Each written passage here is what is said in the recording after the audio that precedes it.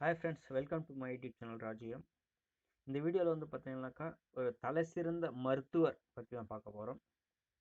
அது வந்து இப்போ ரீசெண்டாக ஜனவரி மாதம் 19ஆம் தேதி வந்து இவங்க காலமானாங்க, இயற்கை எழுதினாங்க. அவங்கள பற்றி தான் பார்க்க போகிறோம்.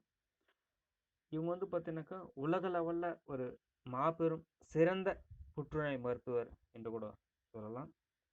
நான் யாரை பற்றி சொல்ல வரேன்னு உங்களுக்கு நீங்கள் கெஸ் பண்ணியிருப்பேன்னு நினைக்கிறேன். சரி, ஓகே, கெஸ் பண்ணாதவங்களுக்கு நான் டைரெக்டாக சொல்ல வரேன். அவங்களோட பெயர் வந்து பார்த்தீங்கன்னா வி சாந்தா.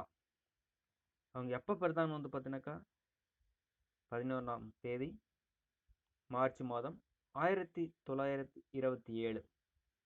இடம் வந்து பார்த்தீங்கன்னா மயிலாப்பூர், சென்னை.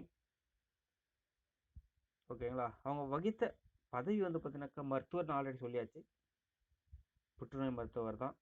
இவர் தான் வந்து பார்த்தீங்கன்னா சென்னையில் இருக்கிற புற்றுநோய் அடையாறில் இருக்கிற, அதாவது கேன்சர் இன்ஸ்டியூட்டோட ஒரு என்ன சொல்கிறது, ஒரு தலைவர்னு கூட சொல்லலாம். விருதுகள்: பத்ம விபூஷன், பத்மஸ்ரீ, பத்மபூஷன், மக்சேசா விருது, இது போன்ற பல்வேறு வகையான விருதுகள் அவங்க வாங்கியிருந்திருக்காங்க. இவங்க புற்றுநோய் கோசமே தன்னுடைய வாழ்க்கையை மக்களுக்காக அர்ப்பணித்த ஒரு மாபெரும் சிறந்த மருத்துவர் என்று கூட கூறலாம். அவரை பற்றி தான் இந்த காணொலியில் பார்க்க போகிறோம். வாங்க வீடியோக்குள்ளே போய் பார்க்கலாம். மருத்துவர் வி சாந்தா இந்தியாவின் புகழ்பெற்ற புற்றுநோய் மருத்துவ நிபுணர். இவர் சென்னை அடையாறு புற்றுநோய் கழகத்தின் தலைவராக பணியாற்றினார். ஓகேங்களா.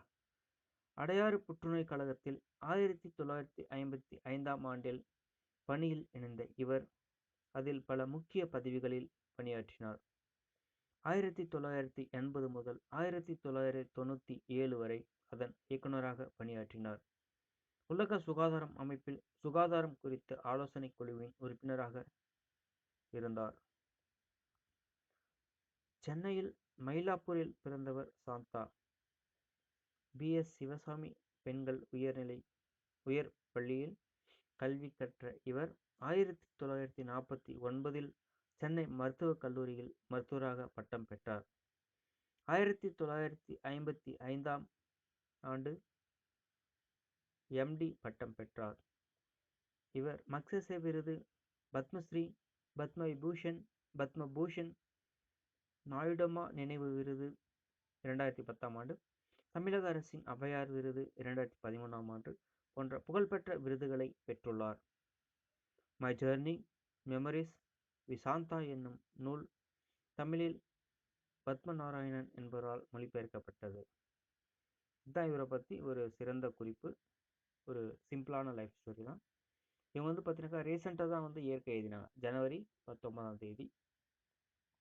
அதுக்கு தமிழக அரசு வந்து பார்த்தீங்கன்னாக்கா அரசு மரியாதையுடன் 42 குண்டுகள் முழங்க அவருடைய உடலை வந்து பார்த்தீங்கன்னாக்கா அடக்கம் செய்தாங்க. இவங்களோட ஆத்மா சாந்தி அடைய இந்த தருணத்தில் நான் வேண்டிக்கிறேன். நன்றி, வணக்கம்.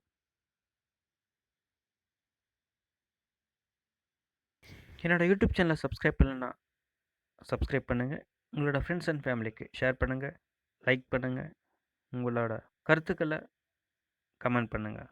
நன்றி, வணக்கம். மேலும் ஒரு சுவாரஸ்யமான வீடியோவுடன் பார்ப்போம். இப்படிக்கு ராஜு முருகன்.